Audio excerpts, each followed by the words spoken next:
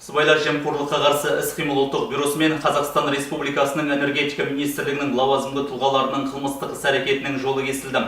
Энергетика вице-министрі Сәдібеков аймақ жауапкершілігі шектеулі серіктестігі мердігер ұйымының басшысымен қылмыстық келісімде Щучинск-Бурабай курорттық аймағындағы көлді тазартуға бөлінген аса ірі көлемдегі бюджетті қаражатты жымқырған. Сонымен қатар қылмыс жасауға энергетика министрлігінің департамент басшысы Нұрбеков және мердігерлердің өкілдері Жұмалинов және Қадырберлин қатысқан.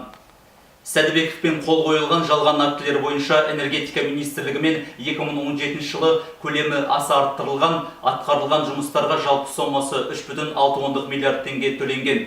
Аталған қаражаттың 1 миллиард теңгесі қолма-қол алынған және жымқырылған. Ол қаражат тінту барысында табылып тәркіленді. Бұдан бөлек 2018 жылға көлді тазартуға бөлінген 1,5 миллиард ақша қаражаттың жымқырылуы тоқтатылды. Сәдібеков, Нұрбеков, Дуанбек, Жұмалинов және Қадырберлин ұсталды. Сотқа дейінгі тергеу жүргізілуде.